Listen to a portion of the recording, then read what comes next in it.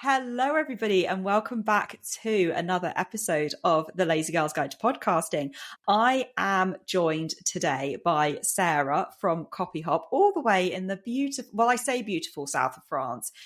You're in the south of France, which I always picture as being this stunningly gorgeous, sunny, just, always on holiday kind of vibe. But you told me that it was raining today. So you've ruined my illusion of the south of France completely. I'm sorry about that. That's okay. Don't worry. In my mind, I'm going back to, isn't it Rebecca, the film Rebecca, where they take like the drive down, and I think that's more Monte Carlo kind of way. But, it's just stunning. And in my mind, that is just the south of France, 365 days of the year. But never mind. We are not here to talk about the French weather. We are here to talk about is podcasts and email lists, and why it's so important for podcasters to have an email list. And as Sarah mentioned, or put it right beautifully before we started recording, is how to manage both a podcast and an email list without going completely insane. And we're going to do something a little bit different first, because normally we talk about, freebies and everything at the end of an episode. But because this is Sarah's complete speciality, she's actually going to tell us about this email series, this incredible email series that she has got now, and then go into telling us all about emails and podcasts and how it all goes together. So tell us about your amazing email series, Sarah. So thanks so much for having me on the podcast, Verity. I'm really excited to be here and talk about this because it's something that I'm really passionate about. I help podcasters to grow their podcast through remarketing their content, and email is, in my opinion, the best way to do this. It falls quite well because I think you said in your podcast that 2024 is your year of email. So I want to help other podcasters make it their year of email too. I have an email series that if you click in the link in the show notes, it'll drop you right in there. And it's a series of 8 emails that will walk you through this process step by step, explaining why email is such a great channel for podcasters in particular, how you can turn each podcast episode you make into an email that your audience will really want to read, how you can give your audience extra value on that content so that they actually love being part of your email list as well as listening to your podcast, and how you can use your email list to sell a product or service that you're also pushing on the podcast that will encourage your listeners to click through and buy and to become your clients. I love that. So much goodness in that email series. It's amazing. So like Sarah said, do check out the show notes because that link is down there. But first of all, I'm going to open up with quite a big question. Podcasters have got so much to do. They've got the recording, the editing, researching guests, show notes, all the rest of it. Why is having an email list so important for podcasters? That's really a good question to ask because, as you say, podcasters are very, very busy people, but they're also very passionate people who care about what they're podcasting about. And email is a great way to develop that relationship that you've started to build with your audience and to grow it even further, talking about this topic that you really, really care about. And unlike social media, TikTok or Twitter, where there's an algorithm that gets in the way between you and your listener, email, it's just the inbox. So it's a great place for you to talk directly to them, to build that authority that you've started to build with your podcast. It's a great channel to sell through. It has higher click-through rates, higher return on investment than other kinds of marketing. And the other great thing for podcasters in particular about email, instead of Instagram or any other kind of channel, is that email replicates that feeling of intimacy. When people talk about podcasting, they often say it's a very intimate medium, and email has that feeling as well because you're talking to somebody, you're dropping into their inbox maybe once a week, maybe even a bit more than that. So you can just grow that kind of feeling of community around your podcast by engaging with your listeners and telling them more about this topic that you really care about.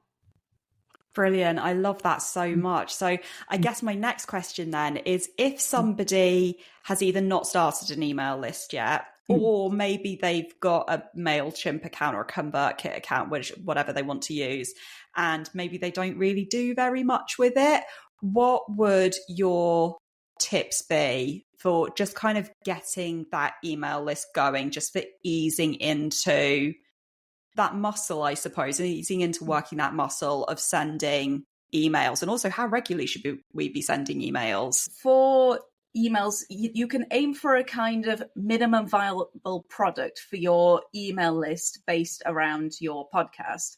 So in your minimum viable product, it would be having a welcome email that people receive as soon as they join your list, just so that they know that, oh, I have subscribed to something, I am part of something, and that'll keep them going until you send out your next kind of email wide list. So kind of a welcome email. Thanks so much for subscribing. It's great to have you here. And perhaps you could include a couple of links to favorite episodes from your podcast. Something really simple like that. Just so it's like almost like a playlist of your greatest hits. And then you want to be emailing your list once per podcast episode as a minimum. And I know that sounds like a lot, and that people listening to this now might be having heart palpitations. But if you keep your podcast episodes quite tied closely to your email list, it's a much easier way to think about managing it. So what that means is emailing your list every time there's a new podcast episode out. But the most important thing here is to not send an email that just says, new podcast episode out, listen today, because there's kind of no point. And when you're trying to build a community through email, you want to be thinking about adding value to what people are reading, because you're really thanking them for giving you their email address. And I think your emails, Verity, are a really good example of this, because you do talk about new episode out today, but you give a little bit of a teaser to let people know that there's content in there, but you also give them some content in the email, so they know enough from the email that this content is valuable, but they're still encouraged to click through to listen to the episode. So you want to be striking that balance. And another way that you can do this value add is to give your perspective as the person who recorded the podcast. For example, did it go how you thought it did? What was the process like? Have you thought anything differently about it since you recorded it? So that you're giving that kind of insight and helping to develop that connection with your audience. And then also in this sort of minimum viable framework of email, with the welcome list, with the one episode per podcast, you could do something a little bit extra, like a special email once per month, for example, or once per season, depending on how you record your podcast, where you're sharing other things such as highlights or lowlights of the month, what your plan is for next month, or perhaps even shouting out individual subscribers, answering questions, so that you're really playing into that community side of the email list plus the podcast.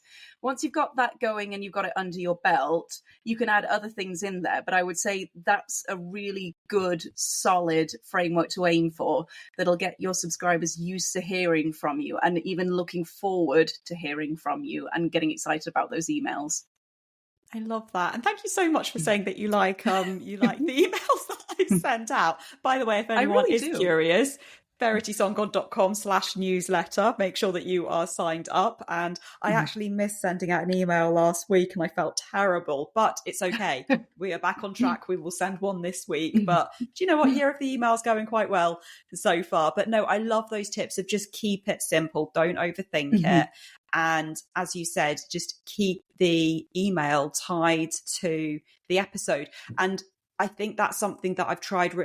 It's lovely getting that feedback from you, because that's something that I've tried really hard within my episodes. Like, give people enough to make them want to listen to the episode, but don't give them so much that they're like, well, I've got no need to listen to the episode now. And equally, don't give them so little that they're like, well, I'm not enticed to go in. It's that balance, isn't it? It's almost like a movie trailer to a degree. You want to give people enough to get them to watch the movie, but you don't want to give them so much, because we've all watched those movie trailers that then you watch the movie and you're like, they basically just took all the good bits, put it in the trailer. There was no need to watch the actual film. You don't want to go that far, but at the same time, you don't want to, not give anybody the reason to listen in. So yeah, that's a really good analogy. Thank you. So you were talking about click-through rates. We've already talked a little bit about content, but are there any other tips that you could give our listeners around increasing click-through rates? Because am I right in thinking that with emails, they go out to everybody who you decide to send them out to, and then open rate isn't always very high, and then click-through rate is even lower? So can we talk about that a little bit? If you're used to, for example, scoring high on tests in school, when you suddenly start looking at your marketing data, like your open rate and click-through rate, you might feel a bit disappointed. But actually having a click-through rate of around an open rate of around 50% is actually pretty good, because people do get a lot of marketing emails. So you want to be looking at how many people are opening the email, how many people are clicking through to the link. I would say there's tons of great advice about tips for email headlines or subject lines so that people will open it. I would generally say you want to just think about opening up a curiosity gap so that people will want to open the email. So you can do that by signaling some kind of emotion in the email, just something that creates a question in the reader's mind that you then answer that question very quickly. So playing on emotions, or something like a little bit quirky works, including if you have a personalization field where you can include the name of the email subscriber, that helps because people love reading their own names. And then when we're talking about the click-through button, you can feel free to really play around with what you call that button, because if it's just listen to the episode here, that's okay. But for example, perhaps you're a podcaster who emails about being a dog owner, and you've done a whole episode about cheaper ways to feed your dog, get them treats. You could have that copy, instead of being like listen to the episode, it could be like reduce your dog bills now. As long as you've set the context for it so that people know what to expect, that they're going to click through and listen to the episode, that's a bit more enticing because you're talking about the value of the content that you're talking about. I would also say, as one other tip that you can do or another data point that you can look at, is how many people who have gone on to listen to the episode, how long they listen for. You can really play around with the interchange between the data about your emails and your podcasts, and that'll give you some great feedback about how effective your emails are and what kind of impact they're having on your podcast numbers overall. I love that. That's such good advice, because we all know that I talk about analytics so much, and I think that's so important to really start figuring out how effective your emails are being. Essentially, you can look at that open rate, you can look at that click-through rate, and then, as you said, you can marry that up with what are your downloads looking like, what are your retention rates for your audience looking like throughout the episode. So are they only listening for 30 seconds, or are they getting halfway through or to the end, or any of the rest of it? I think that's such good advice there. I love that. Exactly. You could also have a point like listen to the end of the podcast to find out X and see if it really works. Do people listen for longer than they have on other episodes? Absolutely. It's that trial and error, isn't it? And really just kind of figuring out what is it that's enticing people to listen and to click through and what have you. And I love what you said as well about just kind of giving people that little bit of something in the subject line of the email to just entice them in and just get them curious, as you said, because I don't know about you, but my email inbox is constantly filled with 15% off here, and here's a sale, and do you want a flight to Tenerife, and really random things, it feels. And I really need to unsubscribe some of the email lists that I'm hooked up to, I'm sure. But it is that idea, as you said, of this is an email of somebody who's actually speaking to me, and I'm part of a community, which is why I'm signed up to this email list. So I guess that probably brings me on to my last conversation. I'm sorry. I guess this probably brings me on to my last question for this particular conversation of what would be maybe your biggest couple of top tips for podcasters to grow their mailing list? Because once we've got the one set up, as with anything, we know that growing is very different to setting up. So how would you, or what would you recommend to podcasters to grow their mailing list? I would say the first point is quite obvious, but it's worth stating anyway. You need to really talk about your email list often, not just saying, oh, by the way, I have an email list, why don't you sign up?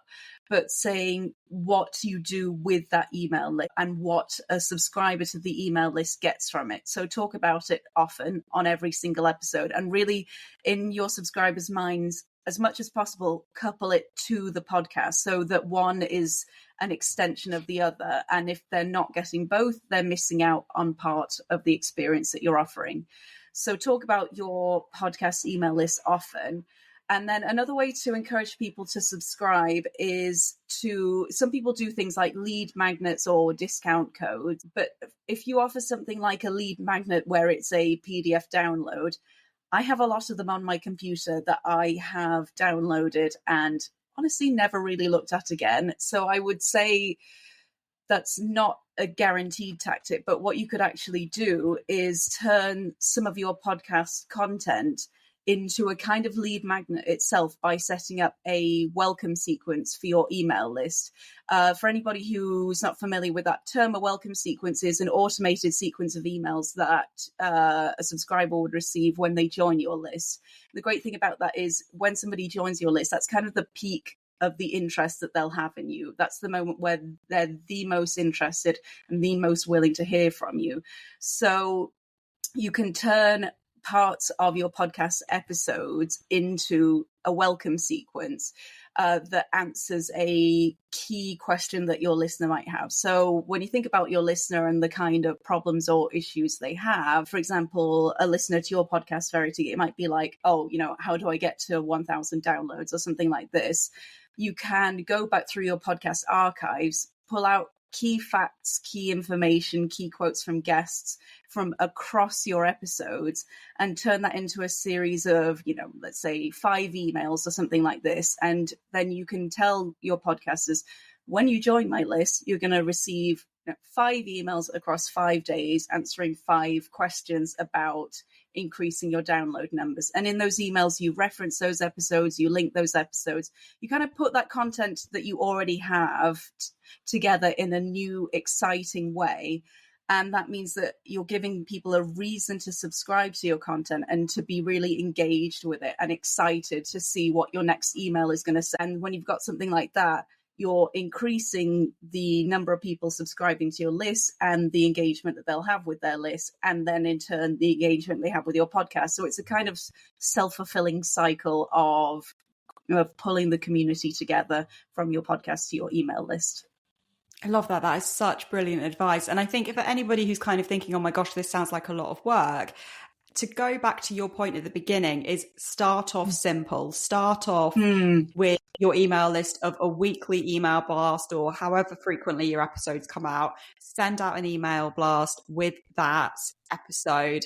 And then you can build up to having a welcome sequence. But I absolutely love that, because then you can pitch to people as well, on your social media, say, join the list, because you're not just getting this weekly email, but actually you're going to get maybe, 5 emails or a week's worth of emails with these tips about whatever your podcast is about. And I really like that idea, because I don't know about you, but I don't know. So, and this sounds really ironic because I do have lead magnets and I do have PDFs, but I almost feel like we're starting to get to a point where maybe we're slightly over PDF lead magnets. I don't know. I think the market's pretty saturated on them. Yeah. I mean, I've got them myself. So again, check out those if anyone wants to. They're on the website. Just as a shameless plug there. But I do feel like, I don't know, because I'm like you, I've got a downloads folder that every so often I go through them and I clear out all these downloads that I've never looked at. I've had the best of intentions because the marketing copy was just spot on. And I'm like, I just never used it, or I never read it. Or I've got the other extreme where I did open it and I found that, I don't know, maybe should I say this? It's just kind of like an edited Canva template. And I'm like, I could have got that from Canva myself. So, I do feel like maybe we're getting quite like you said, I think the market's a little bit saturated for some lead magnets. Please, nobody come after me, because I do realise the irony of that statement, because I realise that there are downloads on lead magnets on my own website. But never mind, we'll gloss over the irony of that. But there were some absolute pieces of gold in there. We have covered so much in this episode, and I'm so grateful to you, Sarah, for joining us for this episode. I'm also really excited because you are going to be joining us on the next episode to talk more email copy, but this time from the point of view of pitching yourself to be on other podcasts. So make sure, everybody, that you stick around for episode 2 with Sarah, or that second episode with Sarah is going to be brilliant. But just before we do sign off, Sarah, please remind us, where is it that everybody can catch up with you? My website is copyhop.co. I'm Sarah Hopkinson on LinkedIn. And if you'd like to learn more about turning the the podcast content that you already have into great emails for your list, you can click on the link in the show notes and you'll get straight into my email mini series, where you're going to learn about repurposing the content you already have into amazing emails for your podcast listeners. Amazing. Thank you so much. And like Sarah said, check out all of those links in the show notes below, because everything is available there. And Sarah, I'm looking forward to chatting with you in our next episode. Me too. See you then. Hey, wait, don't go just yet. If you are still waiting to hit that 1,000 download milestone and beyond, remember, the Lazy Pod Club is where podcast dreams come to life. Visit veritysongcon.com/membership, and I cannot wait to see you on the inside.